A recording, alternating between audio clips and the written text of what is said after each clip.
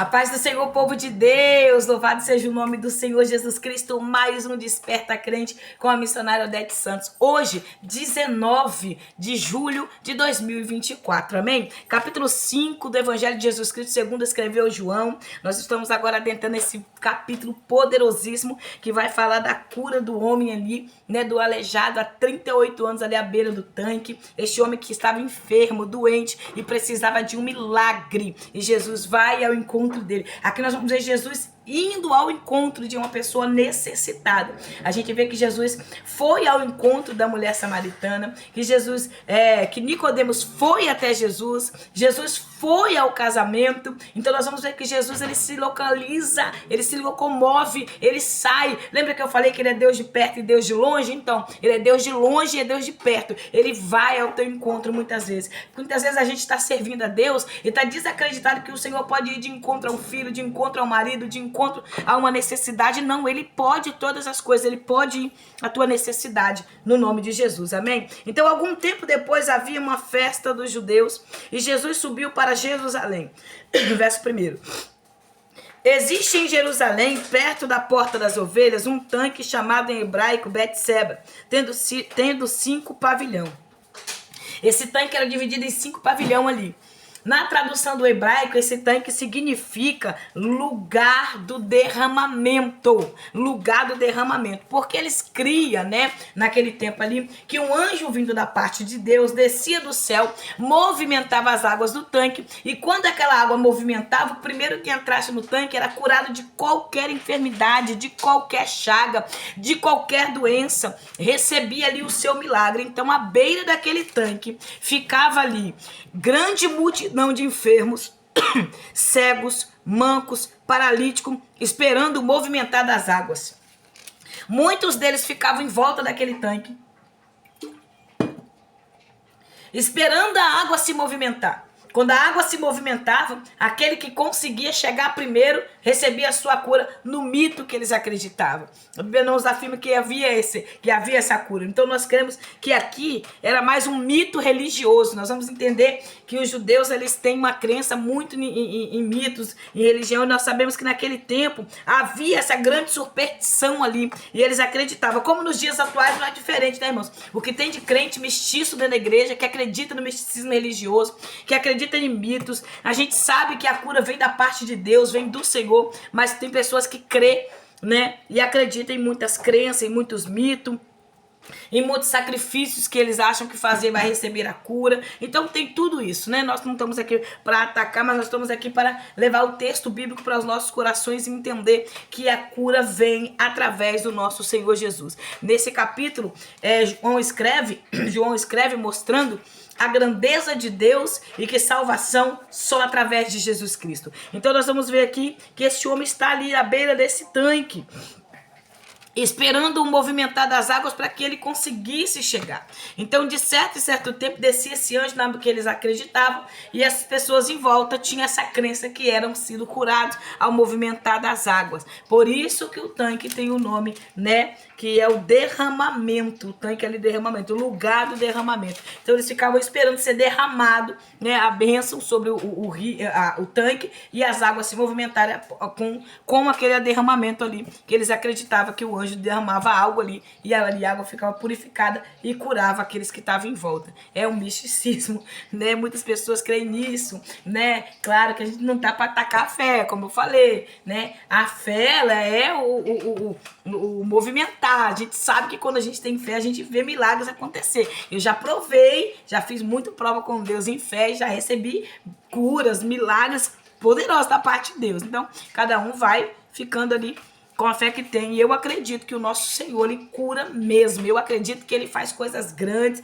Ele pode todas essas coisas. Então vamos lá, mas a gente não pode mistiçar o evangelho. Não podemos mistiçar o cristianismo. Então vamos lá.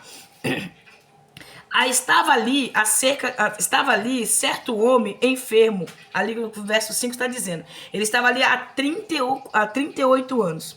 Há quanto tempo será que nós estamos esperando para receber um milagre? Este homem está há 38 anos na fila da espera. Há 38 anos esperando algo acontecer na vida dele, à beira daquele tanque, junto com aquelas outras pessoas.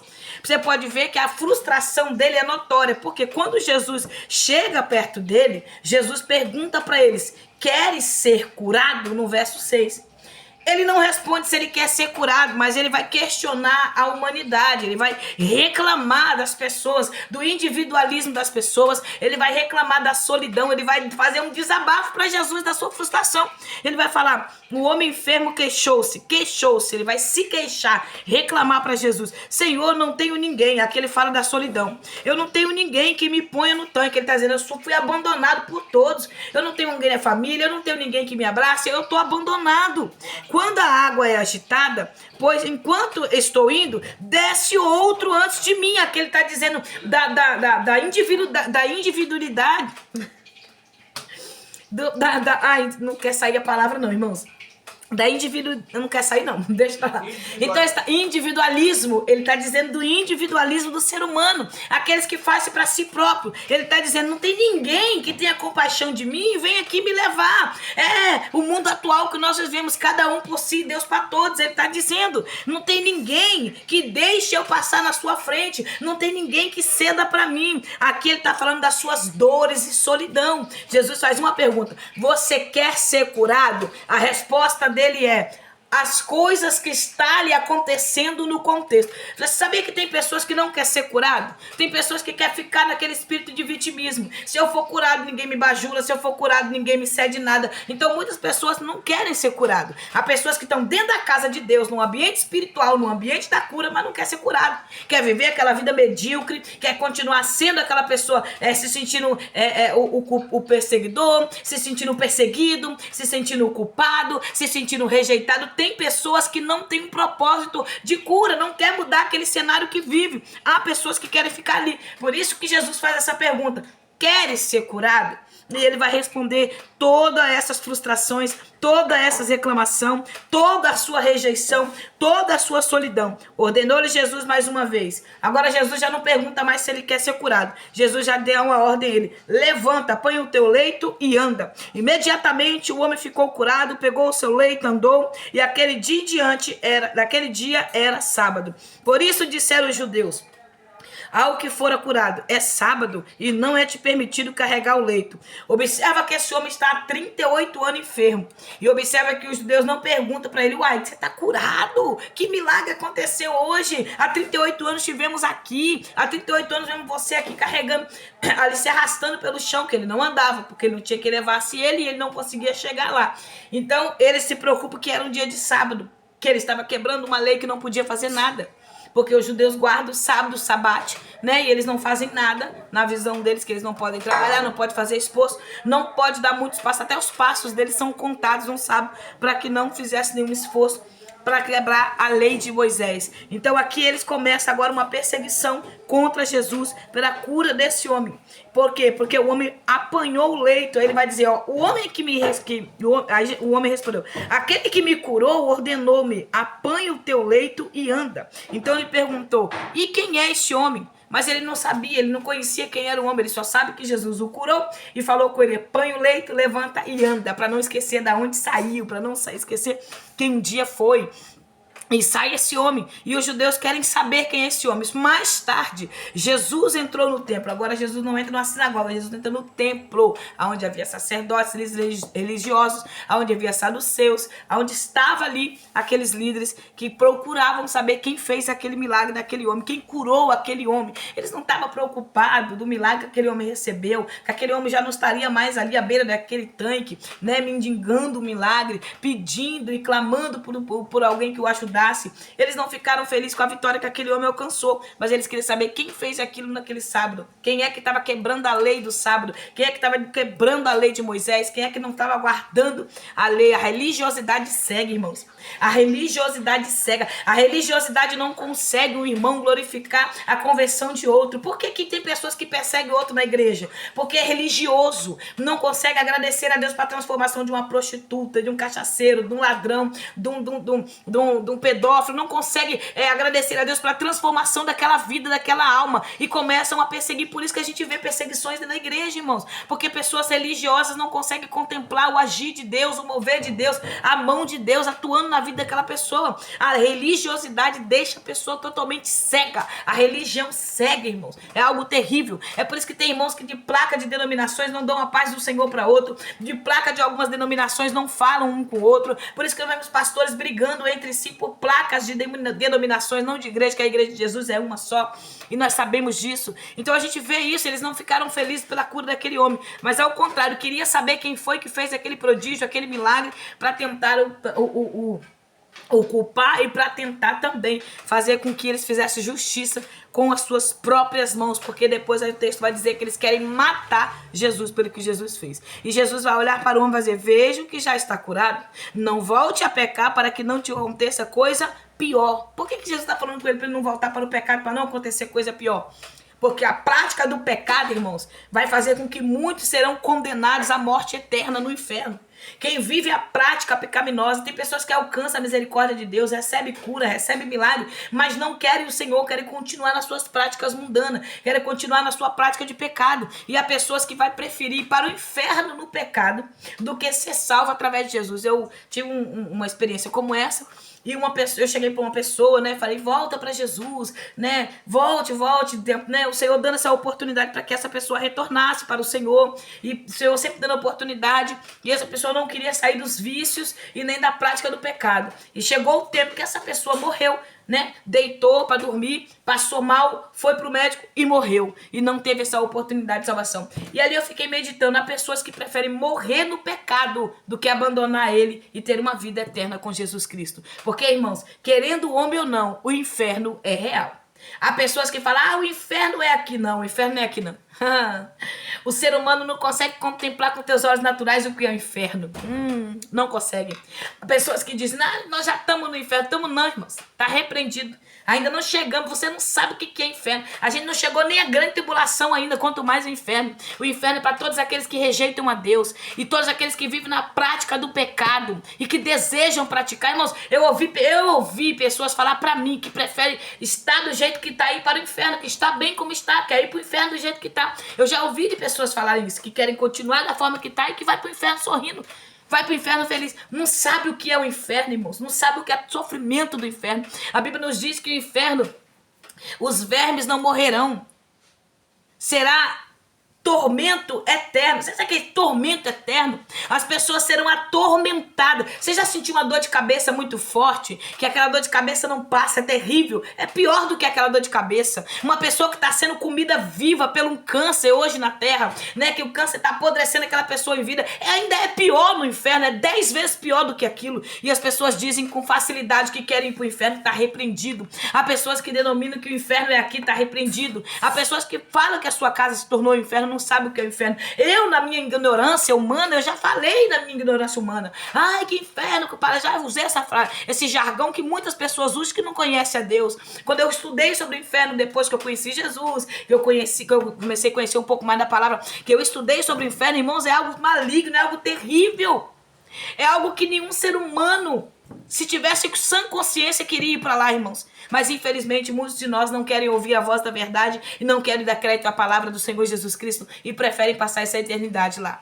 O inferno ainda não foi inaugurado, mas Hades, o lugar de tormento, sim, está lá. Muitos já em sofrimento, muitos já estão lá. E o inferno ainda será inaugurado, porque lá será lançado Satanás, seus anjos e os seus seguidores. Aqueles que não querem Jesus, aqueles que preferem seguir o diabo, aqueles que preferem seguir as noitadas, as cachaças da vida, aqueles que preferem as drogas, as amizades mundanas, a prostituição, o sexo desenfreados, aqueles que não se arrependeram do seu pecado e não se reconhecer como um pecador. Ali está um lugar de tormento para onde muitas dessas pessoas que não querem a Deus irão. Então, entregue teu caminho ao Senhor com verdade na sua vida e não queira ir para o inferno. O inferno não é um lugar onde o ser humano queira passar a eternidade. Pense bem, analise. E se você não crê nas minhas palavras, pede uma experiência a Deus. Eu pedi a Deus, eu tive uma experiência com o Senhor. Eu tive uma experiência, Senhor, eu quero ter uma experiência, Senhor, porque eu sei que o inferno existe, o inferno é real, Senhor. E eu preciso que a minha fé aumente, eu preciso crer, porque em meio aos ataques, As batalhas espirituais que nós vivemos, nós precisamos pedir ao Senhor prova, para que não prova duvidando da palavra do Senhor, mas prova para que a nossa fé aumente, irmãos,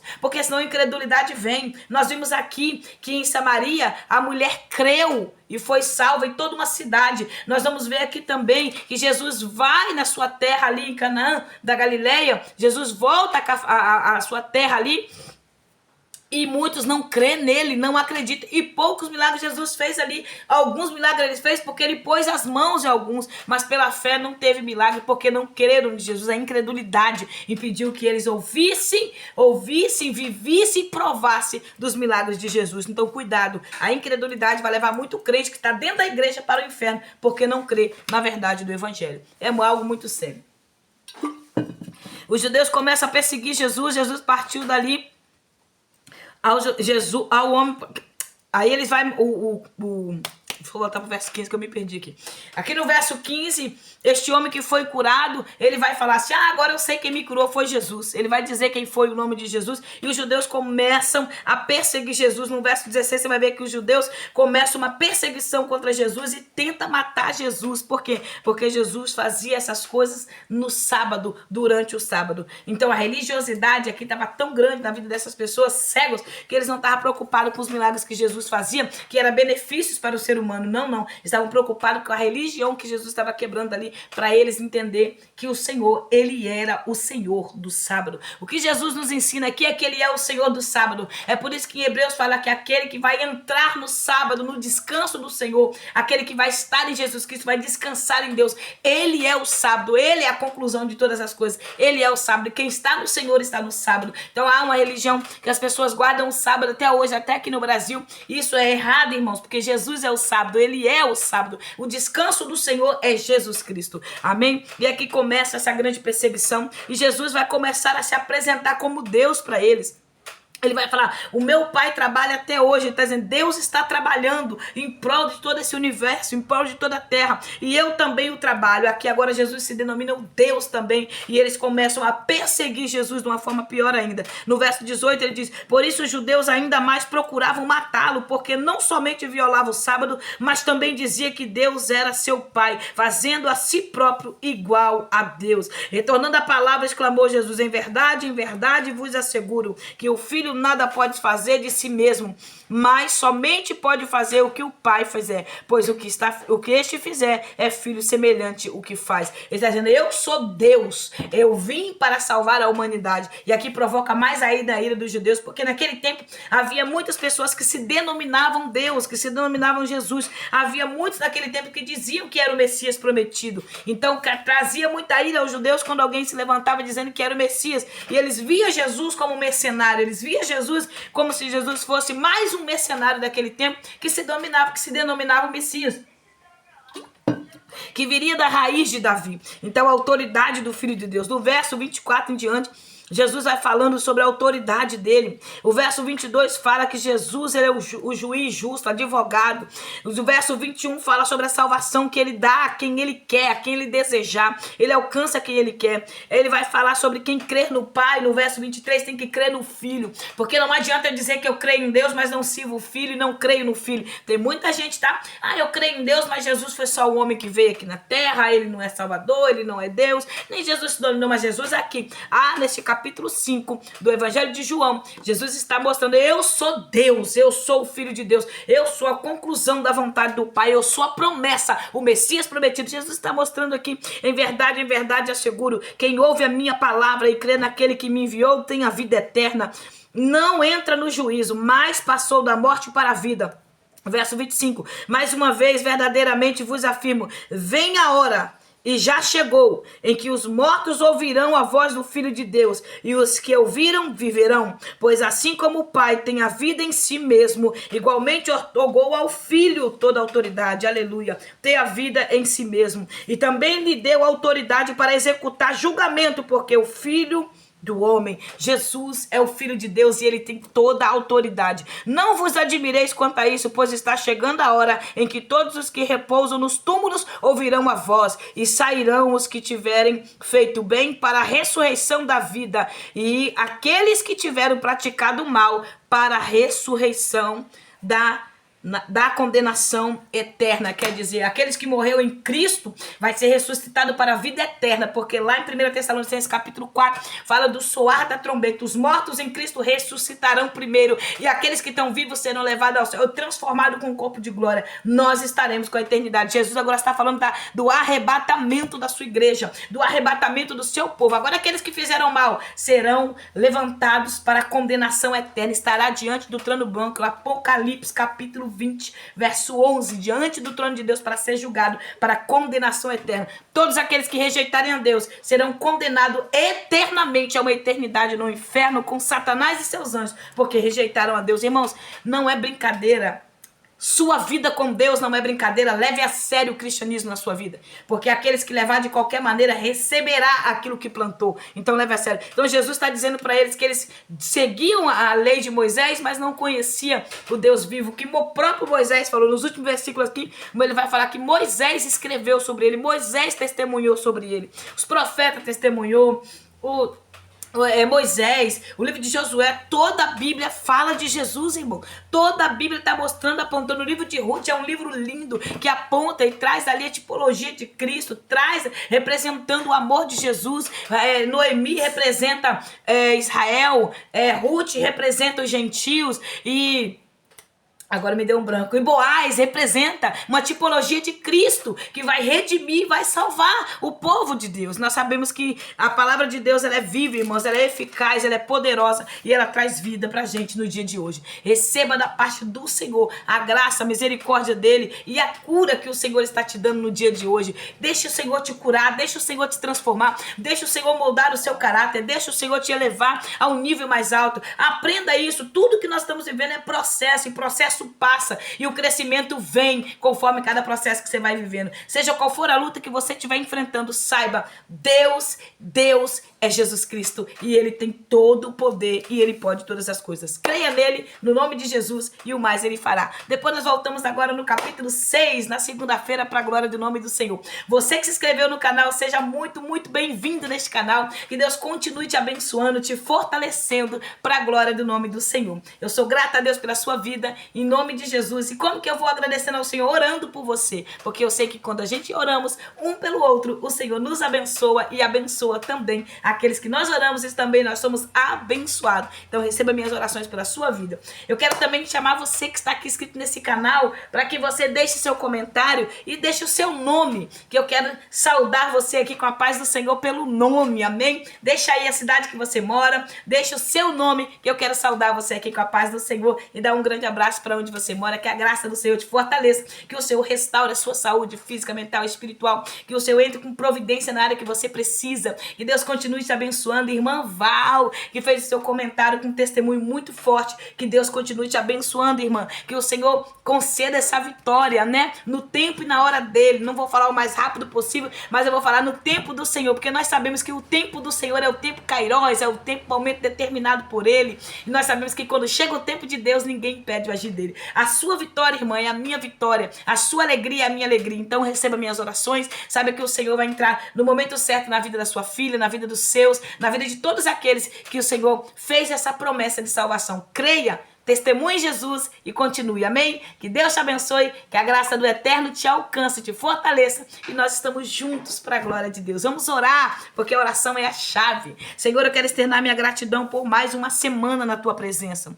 Eu louvo o Senhor por esta oportunidade, por tudo que o Senhor tem feito. Sou grata pelos vídeos que nós gravamos aqui, Senhor. Nós estamos começando, aprendendo cada dia mais com o Senhor. Eu externo a minha gratidão ao Senhor por tudo que o Senhor tem feito, porque a misericórdia do Senhor é a causa de eu não ser consumida, da minha casa não ser consumida, dos meus não ser consumido. Por isso, Senhor, eu sou grata a Ti, no nome de Jesus. Permaneça conosco, nos fortalecendo, nos ajudando a olhar para o Senhor, que é autor e consumador da nossa fé, no nome de Jesus, amém. Que Deus te abençoe, que Ele aumente a sua fé para crer, independente do cenário, Deus não perde o controle das nossas vidas, amém. Deus abençoe, seja bem-vindo e que Deus continue te abençoando.